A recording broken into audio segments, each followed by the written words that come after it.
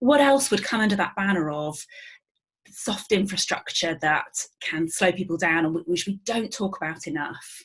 Definitely. I think growth mindset is a really interesting one that I'd like to talk about a little bit here, because there's a lot of research out there to suggest that individuals that have got what's called a growth mindset, which was created by Carol Dweck, are more likely to be successful. They're more likely to be able to overcome challenges better, and they're more likely to flourish just in general.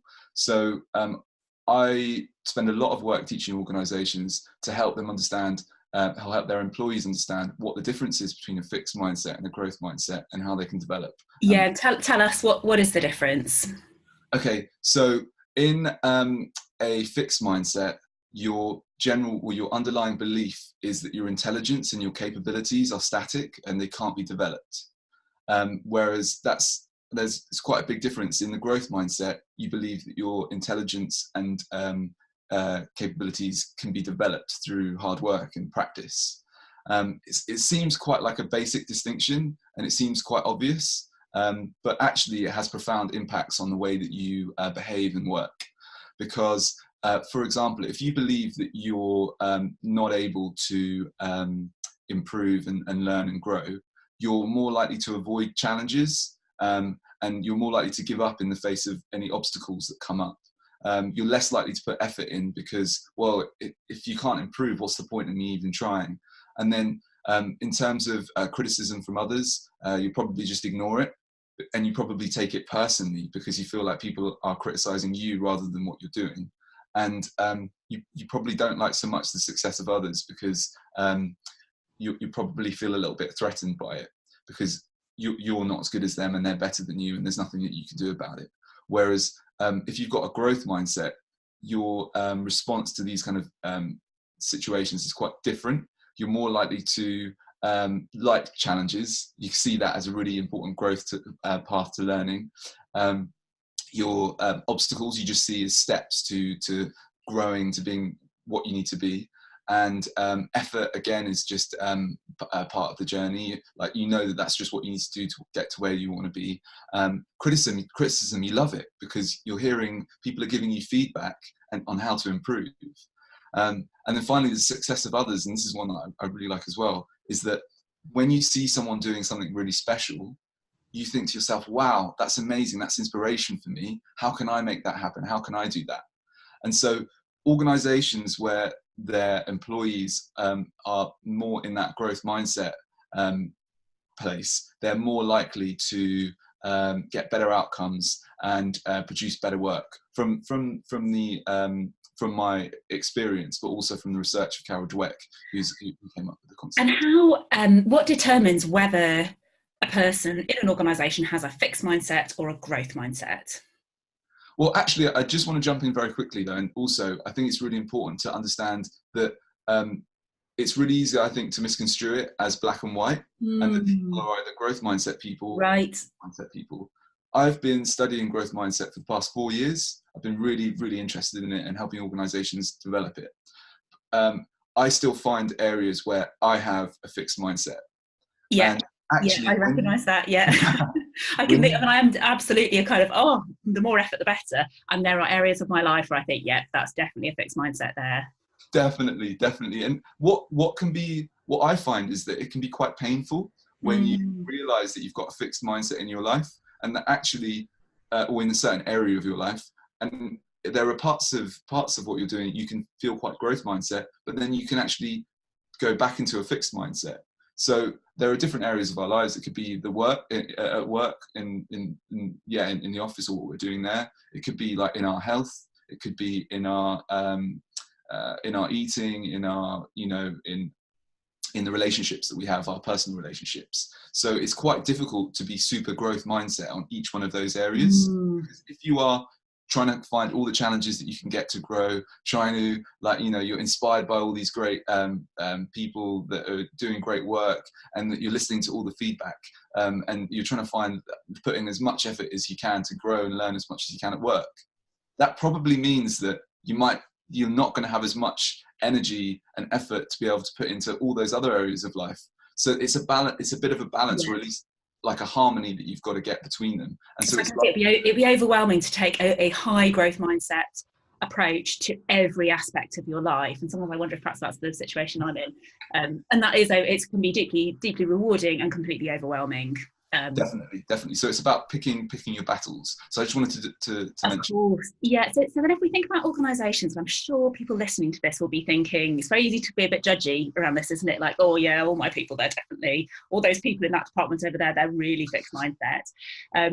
And what role does the culture of the organisation play in whether people are able to adopt a fixed or a growth mindset in certain situations at work?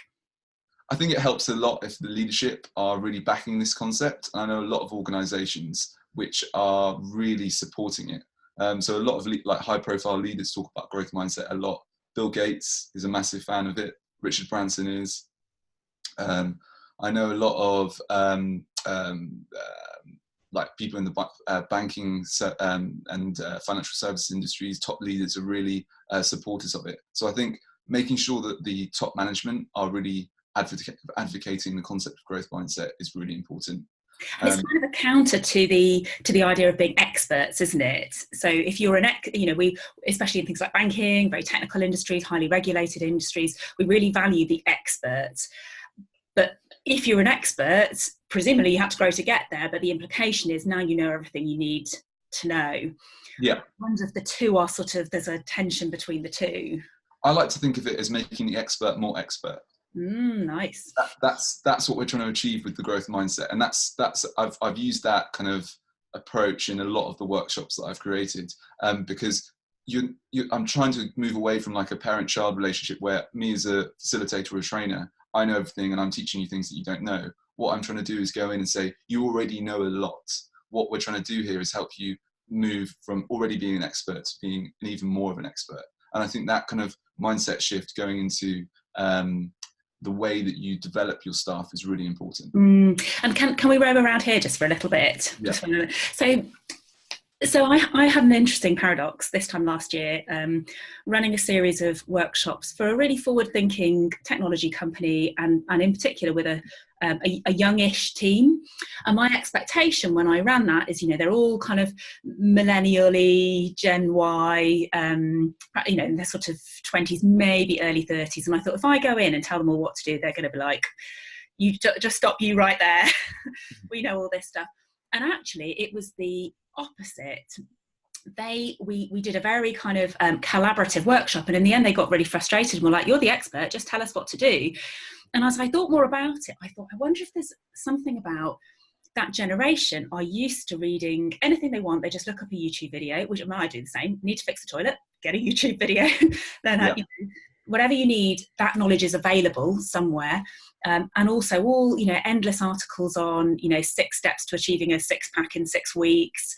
And I realised, is it that they want to kind of learn by bullet points? Have they lost that understanding of mastery and skill? And I wonder what you think. I think it's, I can totally see what they were saying though around the idea, if you're the expert, we just want to hear how to do it. I think it, and I totally agree as well with this idea of now we've got knowledge on demand. Like, knowledge isn't a problem, but actually being able to, is the application that we need to work on. It's an interesting one. I'm not sure which way to best take this, to be honest.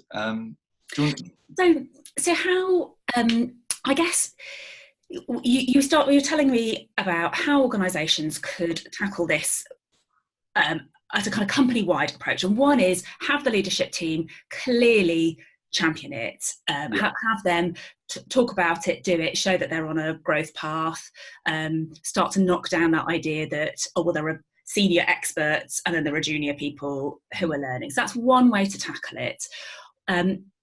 What else should organisations be doing? I think it's really important that that information can flow really easily around the company, because, for example, what often can happen is more junior people are the ones that are closest to the customer, and the more senior people might be the furthest away from the customer. So I think organisations that want to flourish in the future are ones where they're really listening to the people that are closest to the customer and getting their feedback and trying to implement it as much as possible, particularly in an age where you've got companies like Amazon, where so much of it is online and it's digital, but even they are moving into the kind of face-to-face world with their acquisitions that they're making now with Whole Foods, for example. So yeah, I think in the future there are going to be fewer customer service staff, because most of the sales process will be done online. But I do think that in those areas where it's always going to be blended, it's never going to be 100% online, there's still going to be face-to-face interactions, because that's how you create a better, fuller experience for customers. And I think that organizations that can tap that and make sure that they're really listening to their employees who are working directly with customers is going to be really important. So well, and learning from customers, listening to customers is nothing new, and yet we know that people don't do it very well. So they listen, but they're not listening. Yeah. And whenever I see something that says kind of have your say, either to a customer or to an employee, in my head that just shouts, we're trying to show we're listening, but we're not really. So yeah. What have you seen, or what advice would you give organisations who really genuinely want to absorb and use the data from those closest to the customer and the customer themselves? What does that actually look like? Well, there's a few different ways that you can do it. One way is, for example, the senior leader. I think making sure that he's getting more involved and saying it regularly, because I think it's the kind of thing where it gets said a little bit, but then the leader gets a bit bored of repeating themselves and doesn't say it anymore. So I think you've got to continue it and make sure that people are regularly knowing that it's important, because if you stop saying it, they go, oh, we're not doing that anymore. So that's one thing. I think having regular meetings where you can get people to share their thoughts, and having direct contact between like more leaders and frontline staff is really important. I'm a big fan of Gary Vaynerchuk. He talks about this concept of having 3-minute conversations with like new members of staff, even though he's got like quite a lot of employees.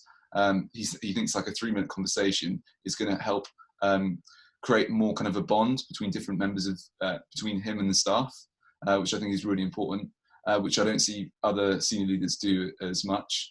The other thing is then, of course, to have the systems. I think that you need to have some kind of system where people can log the information. Depending on how big the company is, I think Slack is a great way to do that for smaller companies. But then for larger organizations, there's like other ways that they can do that perhaps.